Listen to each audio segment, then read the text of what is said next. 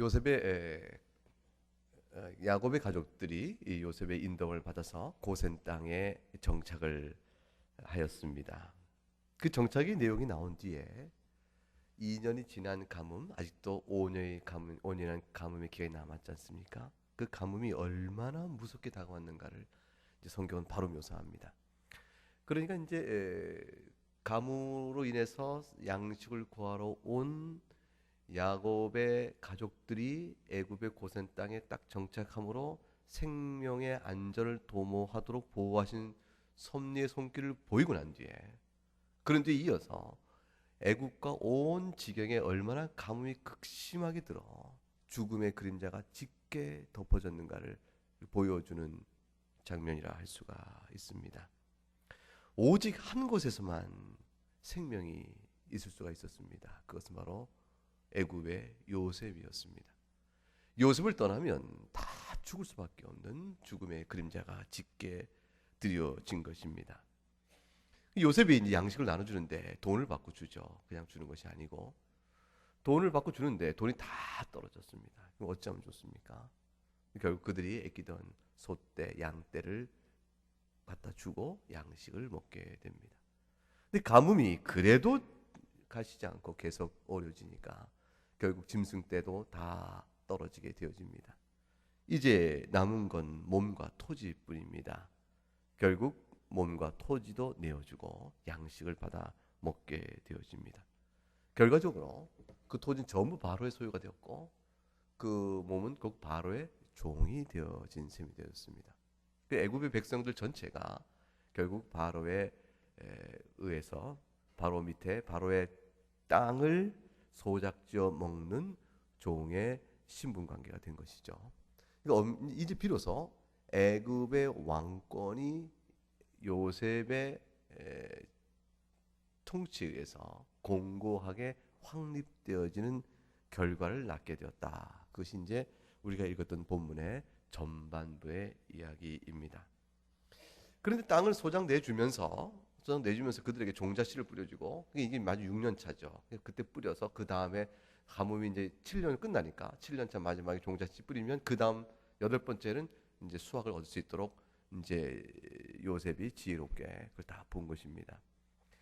근데 이제 소작을 하니까 이제 왕의 땅의 토지를 소작하니까 세금을 내야 되지 않습니까? 근데 세금을 이제 요셉이 얼마를 받냐면 5분의 1을 받습니다. 20%를 받습니다. 제가 이걸 읽다가 세금이 5분의 1이면 이게 과한 건지 아니면 적당한 건지 이 감이 안 오는 거예요. 그래서 박종호 장로님께 전화를 했습니다. 장로님께 전화하면 뭐 판단을 잘 해주실 테니까. 세금이 5분의 1, 20%면 이게 말이 안 되게 무거운 세금 같은데 어떻습니까? 근데 장로님이 우리도 다 그렇게 내고 있다 그렇게 얘기했어요. 어떻게 됩니까? 했더니 실제 수입의 소득세가 물론 소득에 대한 규모에 따라서 누진세 적용이니까 다르겠지만 그냥 어림잡아 그냥 10%를 결국 내게 된답니다. 그런데 소득이 그럴 뿐 아니라 실제 경제 활동하면서 부가세가 붙고 그 다음에 뭘 해도 다 세금이 붙기 때문에 우리가 경제 활동하며 지출하며 내는 그 간접세까지 다 포함하면 결국은 현대인들이 다 20%를 내는 셈이 된다. 그 정도라고 개인차가 있겠지만 그냥 대충 얘기할 수 있습니다. 이게 장로님 말씀이었어요. 그게 대한민국 국민이 정부로부터 중세에 눌려서 신음하고 있는 것이 아니고 적정한 나라 살림을 이루기 위하여 우리가 세금 내는 게 그 정도라면 고대 왕권 사회 속에서 20%의 세금을 떼고 그들의 생명을 보존시키고 그들의 삶의 안정을 보장해주는 이런 관계로서의 왕과 종된 그 백성들과 관계 문제는 매우 이상적이고 합리적인 관계라 이렇게 볼 수가 있다는 것이죠. 그러니까 요셉이 토지를 다 이렇게 갖고 바로의 소유로 돌리고 그들에게 5분의 1에 대한 세금을 전제로 그걸 내준 것은 탐관 오리가 중세를 물려서 백성들 고혈을 빨아먹고 그걸 이용하여 잔인하게 수탈해가는 그런 의미에서의 토지 경제 자체의 확립을 한 것이 아니라는 것을 이해할 필요가 있다는 것이죠. 하나님의 사람 요셉이 바로 이집트의 왕권에 대한 모든 걸 기초를 세우면서 국가 세제의 기초를 세우는 기회로 이걸 삼게 되어서 결국은 전체적으로 바로는 바로대로 번영하고 백성은 백성대로 안정을 도모할 수 있으며 그걸 통해서 요셉은 요셉대로 통치의 지혜를 바라고 그 결과적으로 요셉을 보고 따라온 야곱의 모든 이스라엘 백성들도 고센 땅에서 평안을 누릴 수 있게 하는, 그래서 전체적으로 모든 게 다 안정되어지는 그런 특별한 일이 지금 이루어지고 있다는 사실을 우리가 알 수가 있습니다. 그렇게 되어지는 상황이 첫 번째 내용이 되어집니다. 그 요셉의 이 통치 내용, 이 총리로서 한 모든 이 내용이 도대체 왜 성경에 기록됐을까? 이게 우리가 성경을 통해 읽고 아는, 우리가 예수 그리스도의 은혜를 바라보고 또 구원의 언약을 바라보고 나가는 이 구속의 언약과 무슨 관계가 있을까? 이것은 질문을 던져보는데 답이 찾아지지 않습니다. 여러 가지로 생각을 해보지만 그러나 한 가지 가장 안정적인 답은 싱거운 대답입니다. 결국 뭐냐면 요셉의 이 멋들어진 통치와 국가 행정의 운영은 결과적으로 요셉 자체 개인을 위한 것이 아니요 요셉을 넘어서 결국은 함께 있던 요셉의 가족 야곱의 전 식구들의 안정을 확보해주는 일이었다. 요셉이 성함으로 인해서 요셉이 애굽 총리를 70년간 합니다. 80년 가까이 합니다. 그러니까 그 죽을 때까지 종신적으로 이제 총리를 하는데 그 긴 세월 동안에 요셉의 통치 기간 동안 이스라엘 백성이 공고하게 쓸 수 있도록 되어졌다.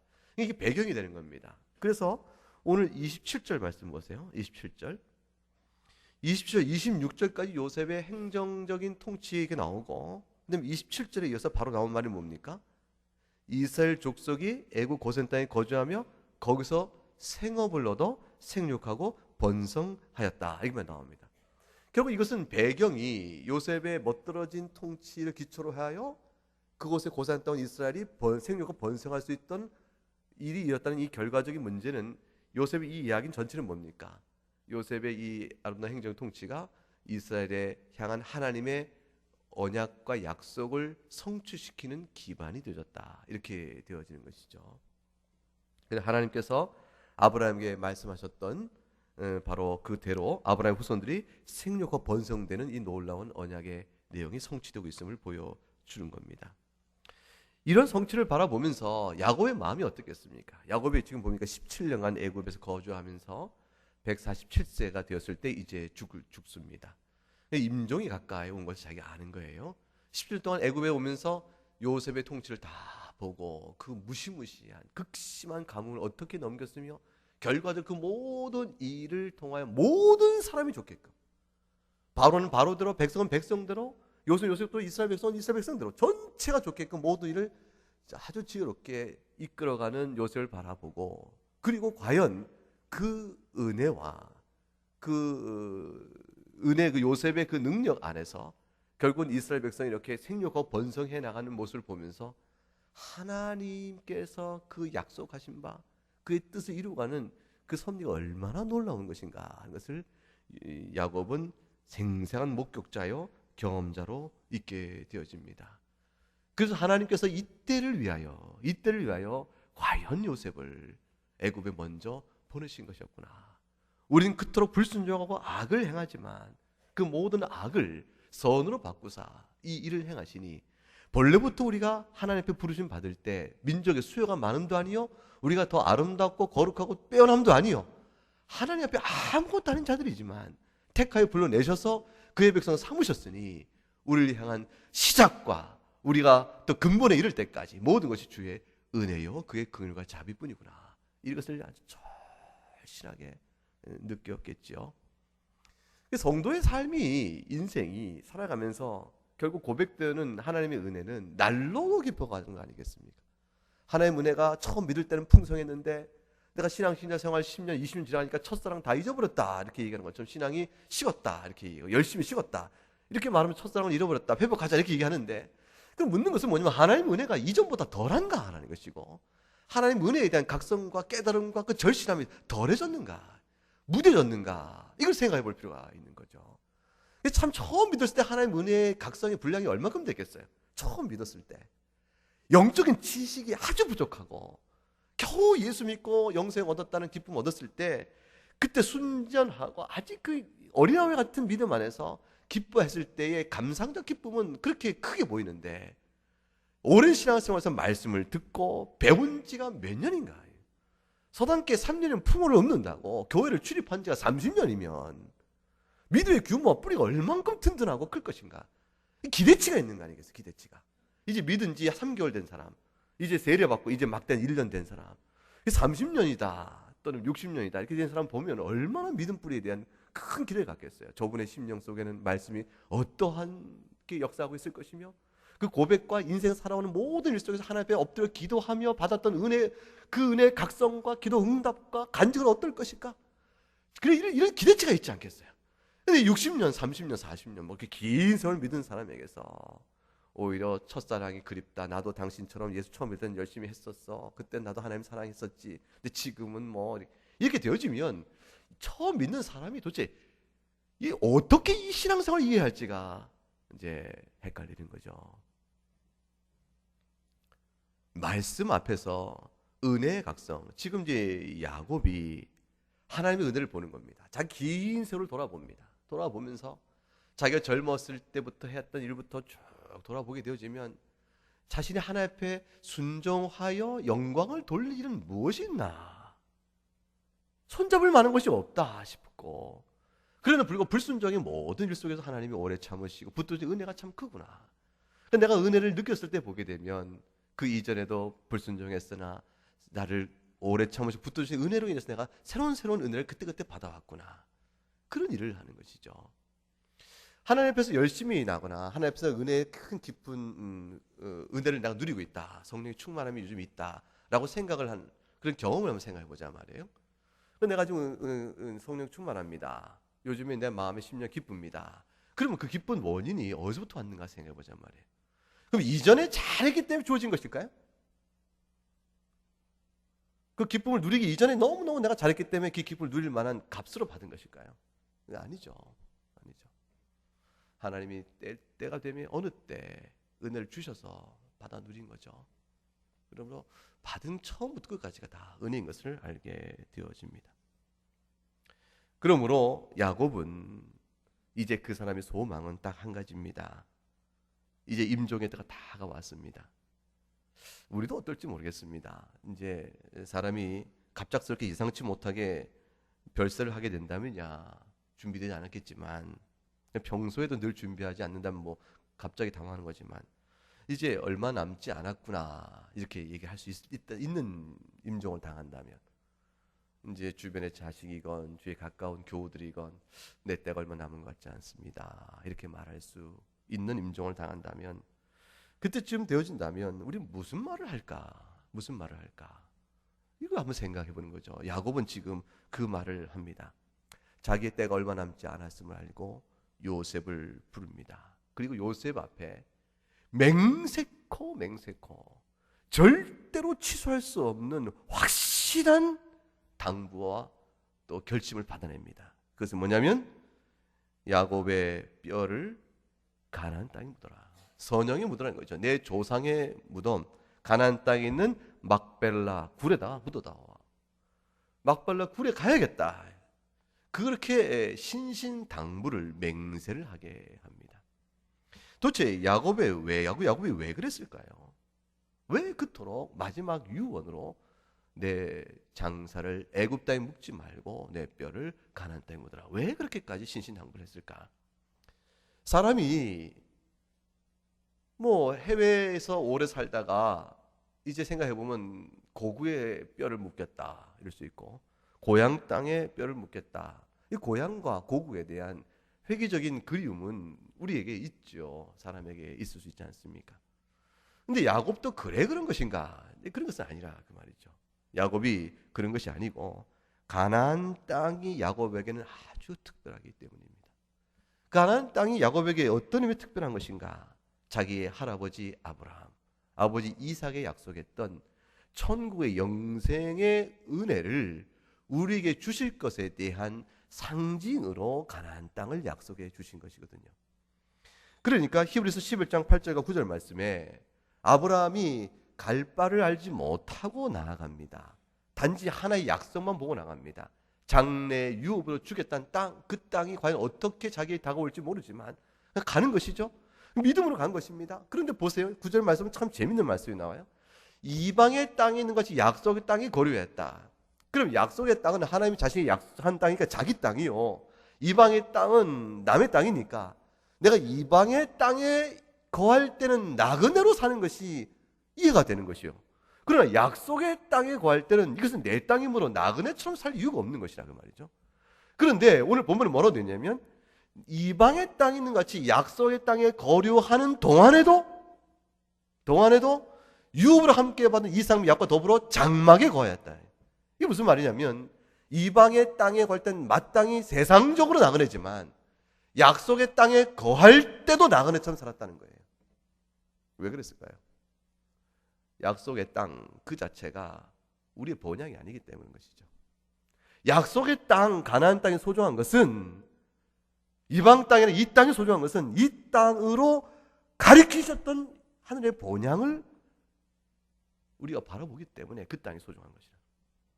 그러니까 가나안 땅에 내 뼈를 묻겠다는 것은 내 뼈를 하늘에 묻을 수가 없으니까, 본향이 묻을 수가 없으니까 내 영혼이 본향에 이르겠지만, 그러니까 내 믿음의 고백으로 하나님께서 아브라함과 이삭과 저에게 주신 바 된 그 약속의 말씀대로 하늘 본향이 내 갈 것인 줄 알고, 그러므로 그 믿음을 표현하는, 믿음을 고백하는 하나의 행동이, 하나의 고백이, 하나의 간증이 가나안 땅에 묻어라 이런 말로 이어져 오는 것이죠.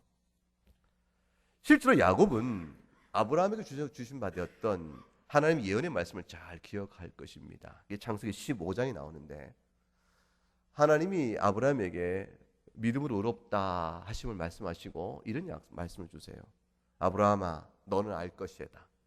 네 자손이 이방에서 나그네가 될 거야. 그래서 이방에 있으면서 이방을 섬기게 될 거라고. 그 세월이 무려 400년 동안 있을 것인데 많은 괴롭힘을 받을 것이라. 근데 그들이 섬기는 나를 내가 반드시 훗날에 400년 지난 뒤에 징벌할 것이며 그 외에는 네 자손이 큰 재물을 끌고 나오도록 할 것이라.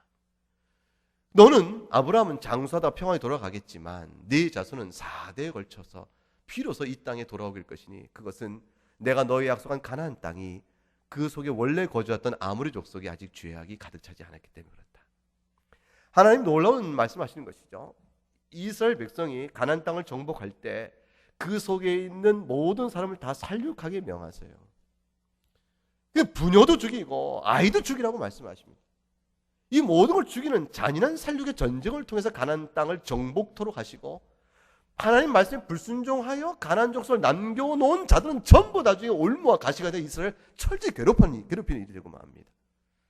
하나님께서 그 명령을 주실 때 우리는 어떻게 이렇게 잔인한 명령, 살육의 전쟁을 명하실까? 하나님께서 그렇게 생각하겠죠. 그 답은 15장서 15절 16절에 나옵니다. 그들의 죄악이 아직 가득 차지 않았기 때문에 가나안 땅의 족속들이 죄악대로 우상 숭배하며 모든 하나님의 심판을 받기에 합당할 만큼 죄가 가득 찰 때까지, 소돔과 고모라가 마침내 하늘의 유황불로 다 태워 죽였을 때 소돔과 고모라의 어린아이나 부녀를 남겨놓은 것이 아니고 모든 사람을 다 태워 죽인 것처럼 하나님의 심판이 가나안 땅에 임할 때까지 내버려 두신 것이죠. 그동안 애굽 땅에서 이스라엘 백성을 70명을 60만의 큰 장정어 60만의 그 큰 백성으로 키워내시는 겁니다. 키워내시는 동안, 애굽에서 키워내는 동안에, 애굽에서 그들을 키워낼 동안에 평안과 유복함이 아니요, 그 애굽을 떠나야 할 이유를 그들이 알 수 있도록 하기 위해서 종살이 시키시는 거예요. 처음에 애굽에 들어갈 때는 요셉의 그들 안에 평안하여야 정착하는 것이요, 그래야 생육과 번성할 수 있는 것이기 때문에 초기의 기반은 요셉의 그들 안에 집어넣으시지만 그 100년 세월이 지나고 난 뒤에 요셉을 알지 못한 새 왕이 들어간 뒤부터 점점 생활이 어려지면서 긴 세월 동안 그들이 노예 생활을 하게 됩니다. 그러나 계속해서 생육과 번성하게 되어집니다. 마침내 그들이 하나님 앞에 부르짖고 우리를 돌아보지 아니하시나이까, 이 외침이 출애굽기 1장의 시작이 되어지는 거예요. 그들이 애굽을 떠나야 할 이유를 아는 자가 되어진 것이죠.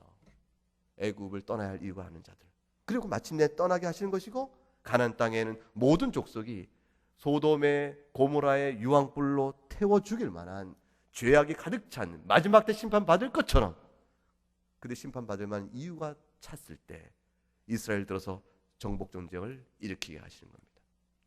또 이스라엘 정복 전쟁은 가나안 족속을 향해서는 하나님의 공의의 심판의 의미를 갖습니다. 그리고 그것은 애꿎은 잔인한 살육 전쟁을 명하시는 하나님의 그 잔인함, 무서움, 분노, 진노, 이런 것들로 설명할 수 있는 성패 문제가 아닙니다. 가나안 족속에는 오직 공의요, 이스라엘 백성에는 약속의 신실함이요, 그걸 통해서 이루어지는 은혜의 천국 기업에 대한 보상, 베푸심입니다. 창세기 46장에 가게 되면 사실 이 앞장에서 하나님의 야곱이 이런 약속을 주셨잖아요. 내가 너와 함께 애굽으로 내려가겠고, 야곱아 들어가지 마라, 두려워하지 마라, 내가 함께 내려갈 거 반드시 너를 인도하여 다시 올라올 것이며 요셉이 그의 손 내 눈을 감기리라 그랬습니다. 그리고 야곱은 이 모든 약속을 듣고 아는 자로 있으면서 자기의 생을 돌아보면서 하나님께 신실하게 어떻게 이스라엘 교회를 세워가시는가 하는 것을 이제 알게 됐죠. 그러므로 야곱에게 있어서는 미련이 없는 겁니다. 147세를 살아도 잠깐 사는 인생 아니겠습니까? 그 인생을 마감할 때쯤에 야곱의 마음속엔 조금도 세상에 대한 미련과 집착은 없는 사람으로 서 있습니다. 야곱이 남긴 유언이 오직 한 가지, 내 뼈를 가나안 땅에 묻어라, 이거 하나로 끝나고, 나머지 이제 뒤에서 보겠지만 요셉과 자기 12아들을 전부 이제 축복하는 내용 속에서 그 축복의 내용 전체를 돌아보게 되면 오직 한 가지, 하늘의 본향을 향해 집중되어 있는 것을 보게 되어집니다. 믿음의 사람, 믿음의 사람으로 야곱은 든든히 서 있었던 것이죠. 멋있게 죽을 수 있을까요? 사는 동안 내가 좀 집착이 좀 있어서 명예욕이요, 권력욕이요, 쾌락이요, 각종 교만스럽게 자기를 높이고 이렇게 살아가면서, 그렇게 살았더라도 사람이 죽을 때쯤 되면 모든 인생의 그 욕심을 다 탁 손에 내려놓고, 그냥 모든 걸 다 내려놓고 빈 마음, 가난한 마음, 겸손한 마음, 그런 거로 인생을 마지막 멋있게 이렇게 하직할 수 있을까요? 반드시 그런 것 같지 않습니다. 사람이 숨이 이제 끊어질 때쯤 돼도요, 숨이 끊어져야 끊어진 것이지 끊어지기 전까지 여전히 살고 있는 것이기 때문에 많은 사람들이 미련합니다. 지혜가 없습니다. 여전히 정욕이 마지막 호흡의 한 호흡 그때까지 정욕이 계속 호흡을 주장해버립니다. 미움과 원망과 원통과 자기 과시와 집착과 욕망으로 들끓는 모습으로 이 이생을 끝나는 사람들이 얼마나 많은지 모릅니다. 멋있게 죽는 것, 믿음의 고백 가운데 죽는 것은 지금 믿음 안에 서 있어야, 그때서야 그것이 가능한 일이지. 지금 믿음에 떠난 채 살면서 그 순간에 그렇게 될 수 있을 것 같은가? 그렇지 않을 수 있다는 것입니다. 어쩌면 마지막 인생의 그 순간의 선택, 내가 이제 마지막 때가 되었을 때 주위에 사랑하는 자녀들에게 그리고 교우들에게 남기는 마지막 그 선택이, 그때 내려진 선택과 결정이 그 사람의 신앙의 본질을, 본래 모습을 가장 잘 드러내는 줄을 모릅니다. 그렇게 보게 되면 야곱이 요셉을 불러다가 결심하고 그 환도뼈 아래에 자기 손을 넣고 네가 맹세하라 라고 말하면 나를 반드시 가나안 땅에 묻을 것을 요구한 것은 요셉의 마음속에 가장 귀한 가치요, 자기 가장 소중하게 생각하는 그것 하나를 내놨다고 생각할 때 야곱의 마음속에 항상 가나안 땅에 떠나지 않았다는 사실을 알 수가 있죠. 야곱이 17년 동안의 노년에 애굽에 살면서 이전에 가나안 땅보다 훨씬 잘 먹었을 거예요. 훨씬 잘 입었을 겁니다. 물질의 생활은, 세상 생활은 훨씬 나았을 겁니다. 근데 야곱은 항상 가나안 땅을 바라본 것이죠. 돌아가야 할 하늘의 본향만을 바라보고 산 것입니다. 하늘의 소망을 두고 건강할 때도 젊어서나 살만한 기운이 있을 때 소망을 두고 산 사람이라야 죽을 때에도 자기 인생을 지탱해온 그 소망에 따라 죽음을 준비할 수 있고 주변을 정리할 수가 있는 것이며 신앙 고백을 할 수가 있는 것이요. 그래서 자기 영혼을 하나님께 의탁할 수가 있는 겁니다. 평소에 믿음이 없이 거칠애로 왔다 갔다 하다가 그때쯤 가면 할 수 있을까? 안 믿는 사람들도 인생 무상이요, 삶의 회의요, 그러면서 자신이 이제 암 선고받고 얼마 남지 않았다, 뭐 이렇게 되었을 때 주변을 정리해가는 사람들이 있죠. 이 양심에 따라 그 사람들이 있습니다. 있을 수가 있지요. 신앙의 문제는 훨씬 더 다른 가치입니다. 단순한 인생의 문제에 대한 무상함이 아니고 하나님을 향한 하나님께 주 예수께 있는 소망을 붙들고 그 안에 가치를 들고 나가는 신앙 고백적인 행동이기 때문에 단순한 이 자연인들이 하는 것과는 조금 다르지요. 하늘에 소망을 두고 산 사람이라는 것을 임종 때 알 수 있는 한 가지 이제 예가 있습니다. 뭐 고백이 있을 수 있죠. 고백이 내가 예수 믿다, 예수 잘 믿어라 이렇게 고백하고 주는 것도 그 한 가지 방법이겠죠. 근데 제가 이제 미국에서 공부할 때 아주 특별하게 본 것 중에 한 가지가 있었습니다. 제가 공부한 학교가 이제 칼빈 신학 대학원인데 이게 네덜란드 사람들이 이민 와서 세운 학교요. 이민 와서 정착하며 그들이 이제 교회를 세우고 그들이 세운 교회의 교단이 크리스천 리포먼드 처치라고 해서 기독교 개혁 교회였습니다. 그 CRC라고 우리가 그러는데 그 교단의 교세가 20만 명밖에 안 됩니다. 이 20만 명밖에 안 되니까 교세가 그렇게 큰 게 아니에요. 근데 20만 명밖에 안 되는 이 교단이 전 세계에서 가장 유력한 신학교를 세웠어요. 전 세계에서 가장 뛰어난 기독교 대학을 세워놨어요. 이게 칼빈 칼리지요? 칼빈 세미나리인데 이 가장 전 세계에서 가장 훌륭한 신학교요, 훌륭한 대학을 세울 만한 모든 신학적 기반과 학문적 기반과 이 모든 도대체 어떻게 이루었을까? 이게 궁금한 거예요. 제가 가서 공부해보면서 여기서 책으로 봤던 교수님들이요, 책으로 봤던 모든 자료들 그곳에 가니까 다 이제 볼 수가 있었고 그 교수들의 흔적과 또 살아계신 교수님한테 배울 수가 있었고 그랬는데 그 신기한 겁니다. 도대체 이들의 문화적 역량이 얼마나 뛰어나기 때문에 이들이 이룰 수가 있을까? 그들은 애초부터 하나님을 진실히 산 칼빈주의의 대표적인 사람들이지만 신앙심이 도대체 얼마나 특별하게 그랬을까? 이 모든 이 인적인 자원과 물적인 집결이 대단히 놀라운 것이었어요. 한국은 1000만 기독교인 가운데서 1000만 기독교를 자랑하는데 거기에 있는 하나의 신학교에 10분의 1, 100분의 1 얼마나 될까요? 그 모든 학문적 역량과 신앙에 대한 수준이 도무지 미치지 못하는 거예요. 그러니까 지금도 우리가 이 1000만 기독교를 자랑하면서 계속 유학을 가요. 공부하는 더 가서 공부해 올 이유가 있어지는 이유가 그런 것이죠. 이유는 딱 한 가지였습니다. 장학금을 받는데 도대체 학생 등록금 갖고 학교 운영하기 바쁜 한국 상황을 생각해 보게 되면 이게 뭐 학생들 장학금을 얼마나 주는지 말도 할 수가 없습니다. 신학대학원은 모든 신학생들에게 다 장학금을 줘요. 한 명도 등록금 내는 학생이 없습니다. 목사를 길러내는데 단 한 명 등록금 받지 않습니다. 그리고 아예 생활비 지원까지 이렇게 일부적으로 해나갑니다. 저처럼 유학 온 사람이 장학금을 주는 거예요. 그러니까 이분들은 적어도 학교 운영에서 계산이 맞지 않는 손해보는 일을 합니다. 그럼 도대체 어디서 그 돈이 나올까요? 제가 그게 궁금한 거죠. CRC 교단을 갔더니 교단 운영에 재정적 문제 때문에 선교사 못 보낸 적이 없어요. 이분들이 사업을 계획하고 나서 각 교회마다 또 그래요. 어디나 했더니 한 가지 이유가 있어요. 여러 이유가 있는데 그중에 한 가지 이유가 뭐냐면 이 더치 사람, 네덜란드 사람들이 이민 와서 살다가 죽을 때 자기 재산을 교회에다 내놓고 죽어요. 하나님께 드립니다. 자기 살다 재산을 자식들에게 일정한 부분 나눠줬을 거 아니겠습니까? 성장하고 기반을 작정 안 했겠어요? 자기가 70여, 80여, 90여 살다가 얼마간의 재산 남을 거 아니겠습니까? 전부 하나님께 드리는 거예요. 그러니까 그게 더치 사람들이, 네덜란드 사람들이 그 교단적 충성도가 대단히 높아요.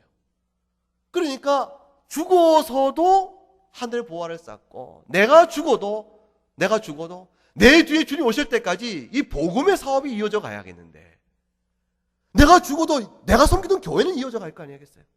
내가 죽어도 내가 말씀을 배웠던 목사는 길러내는 학교는 계속되지 않겠습니까? 내가 죽어도 이 교단은 계속돼서 복음사가 이어지지 않겠어요? 그러니까 내가 죽을 때 뭘 가지고 가겠어요? 그때 결정하는 겁니다. 결국 그거를 하나님 앞에 드리는 거예요. 그게 굉장히 크다는 거예요. 그게 어마어마하게 큰 거예요. 그러니까 그 자원이 전부 목사를 길러내 장학금 들어가고 신학교를 세우는데 신학교 신학 도서관에 장소가 얼마나 많은지 이게 리서치를 하다가 이 책은 도무지 여기 없을 거야 싶고 찾아보면 있는 겁니다. 아니, 이놈의 학교가 어떻게 이 책도 있나? 이건 도저히 없을 거야. 찾아보면 그게 있는 겁니다. 내가 너무 충격을 받는 거예요. 하버드 대학이 훨씬 장소가 많죠. 근데 신학 분야에 관해서는 그 많은 장소가 있을 만큼 아주 오랜 장소 다 모아놓은, 지금도 계속 책을 모아가는, 거기서 책이 모아지니까 연구자가 생기고, 연구자에게 장학금을 주니까 연구를 하는 것이고, 학문 역량이 생기고, 교단을 지켜가고 교회를 지켜가고 그렇게 나가는 겁니다. 전부 그것이 죽을 때에 가졌던 단돈 $100도 하나님 앞에 드리고 가는 그 전통이 그 안에 있었어요. 그걸 교회가 다 기록합니다. 교회가 그 고인의 유언에 따라서 헌금되는 이름들 다 기록해요. 기록하고 어디 보게 되면 교회에 이렇게 이름이 적혀있어요. 레이트 아무개. 이게 어떻게 된 겁니까? 그랬더니 이게 완전히 돌아가신 분인데 그때 그분이 헌금하고 이분 쭉 이름 분들의 유언적 헌금으로 이것을 이렇게 지었습니다. 그렇게 다 이렇게 기록을 해놓은 것들을 보고 있었습니다. 결국은 가나안 땅을 내가 뼈를 묻겠다는 것은 결국 그거 오늘날에 적용해 보면 제가 이 적용 예를 든 겁니다.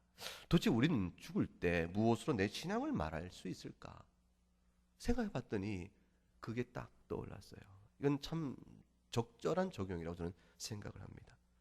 히브리서 11장 4절에 가게 되면 이런 말씀이 나와요. 믿음으로 아벨은 가인보다 더 나은 제사를 하나님께 드렸다. 그 의로운 자라, 믿음 있는 자라, 하나님의 자녀라는 증거를 얻었다. 그런 뜻이죠. 하나님이 그 예물에 대하여 증언하십니다. 그 다음 뭐로 되어 있습니까? 읽어보십시다. 그가 죽었으나 믿음으로써 지금도 말하느니라. 그가 죽었으나 믿음으로 지금도 말함으로 인해서 아벨이 살아생전에 보였던 믿음의 결단은 죽었으나 그 하나님께 제사를 드렸던 아벨의 그 믿음의 태도가 계속 기억되어짐으로 인해서 지금도 살아있는 신앙 간증을 내주고 있다는 거예요. 이 아벨은 죽은 자가 아닙니다. 믿음은 여전히 살아있는 자죠. 우리가 믿음의 교회사에서 존경하는 많은 분들, 우리 박윤선 박사님, 박윤선 박사님이 죽으신 분이 아니죠. 영혼은 낙원에 가 있으나 그는 살아있는 분이에요. 믿음으로 살아서 지금 말씀하시는 분이죠. 우리 장덕순 장로님 아버님, 장경재 목사님, 계속 우리 교단에는 기억되는 분이에요. 죽었으나 믿음으로 살아서 지금도 말씀하시는 분이죠. 우리는 어떻게 죽었으나 살아서 믿음을 말할 수 있을까요? 무엇을 통해서 말할 수 있을까요?